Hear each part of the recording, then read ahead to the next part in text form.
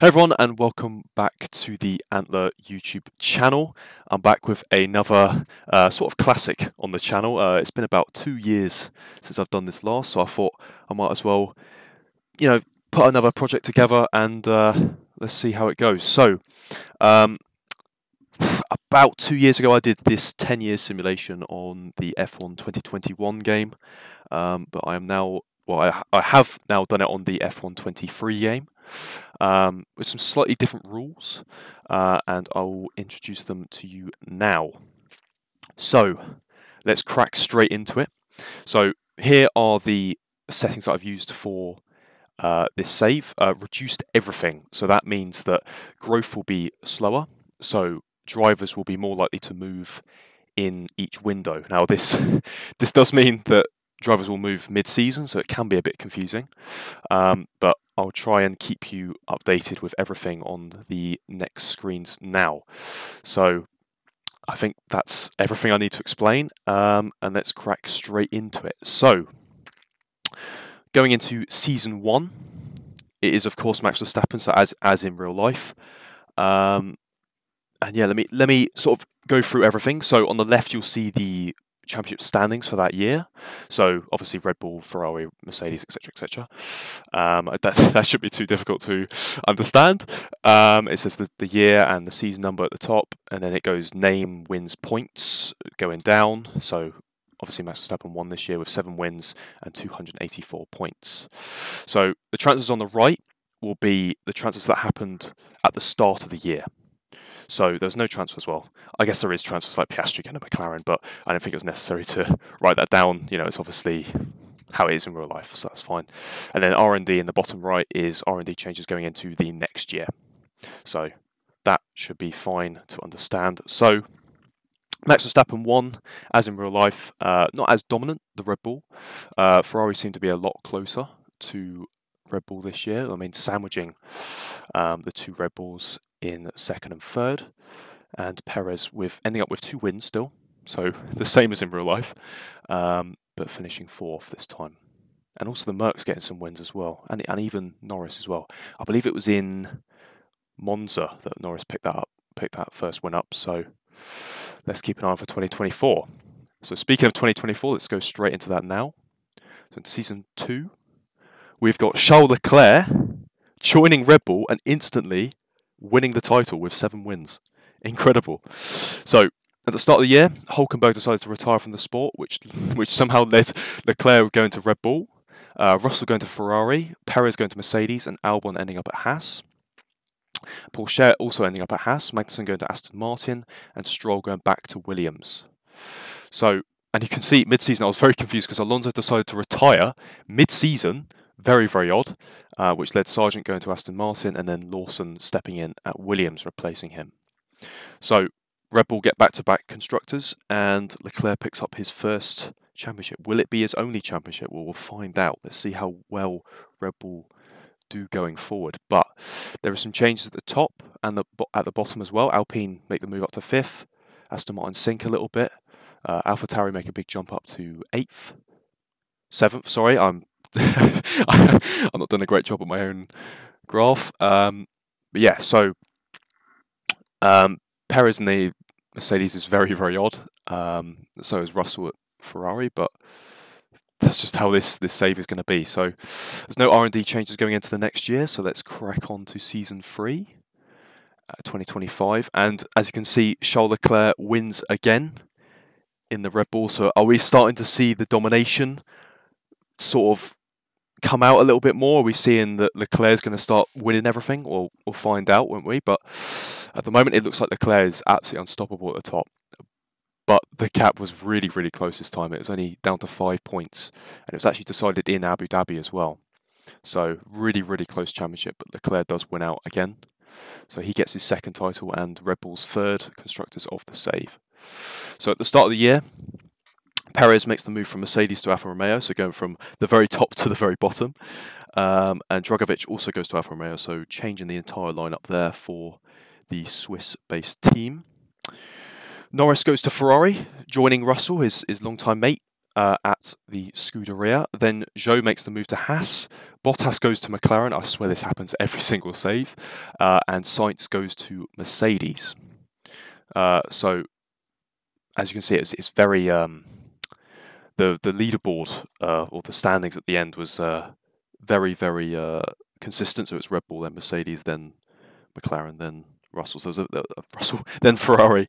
So there was quite a big difference between the cars this year. So hopefully that can be changed going into the next year. So speaking of next year, there is an R&D change to chassis, powertrain, and durability. So let's crack on with that. Into season 4, it's actually Carlos Sainz that wins the championship in the Mercedes. But despite that, Bottas wasn't good enough to clinch the constructors for Mercedes, so it still ends up at Red Bull.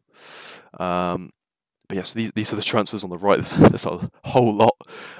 So Hamilton decides to retire. Magnussen goes to Alfa Romeo. Lawson goes to AlphaTauri, and so does Gasly. So he goes back to his old team. Perez and Stroll go to Alpine. Pourchaire and Ricciardo go to Aston Martin. And Tsunoda makes a switch to McLaren, so he escapes the the endless pit of AlphaTauri and makes a move to quite a top team in this save. So Bottas goes to Mercedes. As we know, Bottas goes back to Mercedes. Ocon and Sargent make the move to Williams, and no mid-season transfers. So it's easy for me to do the graphics. So Sainz gets 7 wins on the year, 269 points, and both Red Bulls sit there just beneath them. So it's quite a close title fight between all 3 of them, but Carlos was consistent enough to pick up the wins and get the points at the right time. So moving on to next year, 2025, there are changes to aero and powertrain. So into season 5, 2027, this was the craziest year of the whole save. So the R&D change at the start really completely changed everything. So Mercedes and Red Bull were down at the bottom. Alpine was the fastest car. I think AlphaTauri was up there as well, and Williams. So those 3 teams in the middle, you can see, they had a really, really strong start to the year, with Stroll winning the first race in Bahrain, and then Perez picking up 2 wins on the bounce to continue Alpine's great start. But unfortunately, the development battle didn't go well for them, and unfortunately, the other teams caught up. But that means that Lando Norris actually wins his first title with Ferrari. Could there be more? I'm not spoiling anything. But Norris picks up his first championship with only 3 wins on the year. So you can see how close it was the entire year. There was so many wins everywhere. 3 wins, 2 wins, 1 win, 1 win, 2 wins, 2 wins, 2 wins, 2 wins, and 1 win down in 12th with Stroll. But yeah, incredible year of Formula 1. Aston Martin down in 8th, and I believe Pourchaire picked up every single point for Aston Martin, so the whole 23. But yeah, it was an incredible year. I think Haas had a good start as well, but they just couldn't pick up any results. Albon, very disappointed with him. I believe he actually finished below Zhou as well in the standings. But so it's really, really disappointing year for Haas and Alfa Romeo as well. So going on into season 6, we have Oscar Piastri winning. So McLaren are back at the top, and is this the start of something? I don't know. I won't give it away again. So Piastri wins with 5 wins, 282 points. Quite a dominant year, but it was between Max Verstappen and Piastri in the Mercedes. So this is what happened in the... I know it looks insane on the left. What the hell has happened? So Sainz retires. Bottas retires as well. Doohan goes to Alpine. De Ruyveler gets a chance at Ferrari. Verstappen goes to Mercedes, which is mental.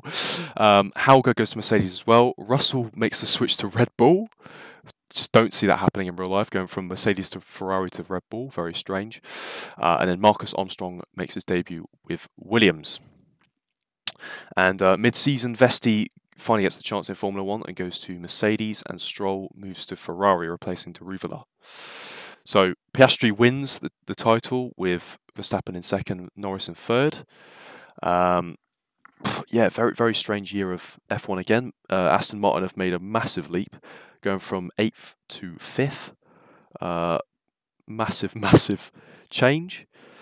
And yeah, I think that's all I can say for this year. I mean, Deruvla made a poor start to the season. You know, Norris picking up a huge chunk of points compared to his teammate, and then Ferrari making another mishap in signing Stroll. So that was very, very strange. Anyway, so moving on to Season 7, there are changes to chassis and durability, but that does not stop Piastri making another win. But this was probably the most dominant season I think I've ever seen. 12 wins on the year of the maximum 16. I forgot to say it was 16 races at the start, but I think you've got that by now. Piastri takes 12 wins, Tsunoda picks up 3 wins, and Norris picking up the 1 win in his Ferrari. But that makes it back-to-back Constructors' Championships for McLaren. But let's talk about the transfers first. So Verstappen retires, which leaves, and Perez as well. So both current Red Bull teammates retire at the end of 2028, moving into 2029. Stroll makes the move to AlphaTauri. Ricciardo goes to Alpine. Zhou makes the move to Aston Martin. And Deruvla, despite being sacked mid-season last season, gets the move back to Ferrari. Very strange, but he does stay there for at least a bit. Sargent moves to Haas, and then Lawson goes to Mercedes.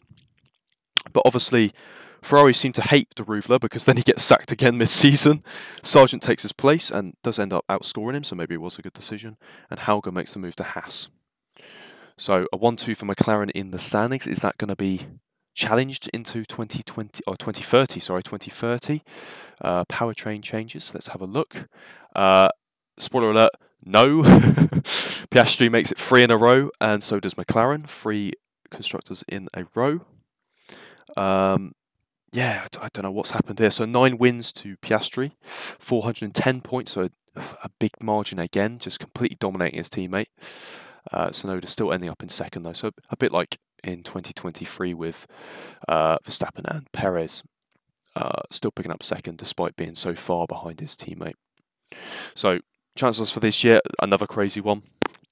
Stroll goes to Alfa Romeo, Armstrong goes to AlphaTauri, Lawson goes to Alpine, Vesti goes to Ferrari, Russell goes back to Mercedes, and Sato goes to Mercedes as well. Sargent goes to Red Bull, another crazy one, so Sargent and Leclerc. Doohan goes to Williams, and then mid-season, Magnussen goes to Alpine, Lawson goes to Ferrari, and Vesti goes back to Mercedes. So Mercedes seem to love Vesti, but they keep seem to sack him, which is strange. Anyway, so that is all of the things for 2030. So moving into season 9 now, the penultimate season. Is anyone going to stop Piastri? No. It's 4 championships, so he matches Sebastian Vettel with his 4 championships, and McLaren make it another win. But at the start of the year, McLaren decided to part ways with Tsunoda, leaving him without a seat. But that gets taken up by Vips, so he gets his chance in Formula 1. But the rest of the transfers are, so Gasly retires, Lawson goes to AlphaTauri, Sargent goes to Alpine, Sato goes to Ferrari, Deruvla goes to Red Bull, and Novalak goes to Williams. But mid-season, McLaren weren't happy with Vips, so they sacked him and got in Doohan, who was much higher rated at the time, so that makes sense. Magnussen goes to Red Bull, and Tsunoda goes to Ferrari. So we had Deruvla and Magnussen at Red Bull, so you can see why they've dropped 5th. Magnussen was about 79 rated at this point, so he dropped off quite hard. Deruvla was still about 72 rated, so they both had drivers in the 70s, so that's why they're really, really struggling. But Leclerc did pick up some points at the start, but that's all they could manage. So just P5 in the standings for the Red Bull. So Piastri picks up 11 wins in the year again, a massive 200-point gap again. But that was because obviously McLaren decided to part ways with their drivers in the mid-season.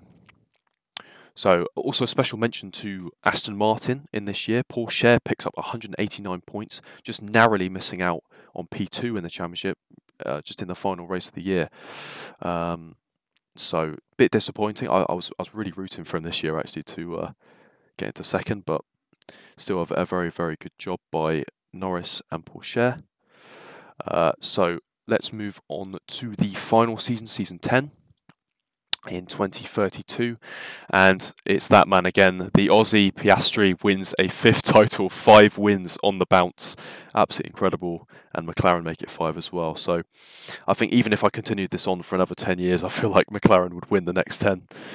Just absolutely dominant, and they just could not be stopped. So transfers for the final year: Doohan goes to Alfa Romeo, Vips gets another chance in F1, goes to Alpine, Ralph Boschung goes to Ferrari, Richard Verschoor goes to McLaren, Ayumu Iwasa goes to Mercedes. He was so high rated throughout the whole save, and I was really surprised it took until season 10 to get his chance. And Daruvala goes back to Red Bull.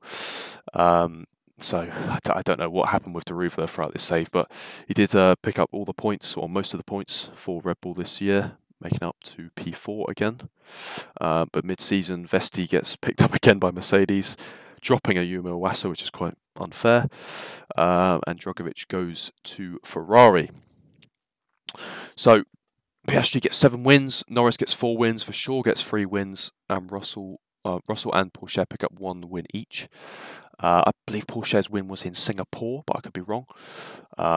So he had another fantastic year, but only finishing P6, just getting the most out of that car. Drogovic was very, very impressive in the second half of the year. So was Norris as well. But McLaren are just absolutely inevitable. So that's it for the 10 years. So Piastri won 5 championships, so did McLaren. Norris picked up 1 as well, with Ferrari picking up 1. And Carlos Sainz got 1 as well, and Verstappen right at the start of the save. And Red Bull picking up 4 constructors. So that was a really crazy simulation. Unfortunately, it was sort of, the second half wasn't as exciting as the first half, because Piastri was just so dominant. But we're probably going to see that in real life with Max Verstappen. So that'll do. So thank you very much for watching. I hope it was as exciting as the 2021 version. I tried my best. And it took quite a few days to simulate and obviously make all the graphics as well. So if you could leave a like or whatever you do on YouTube these days, that would be fantastic. So thank you very much for watching, and hope to see you soon. Thank you very much. Goodbye.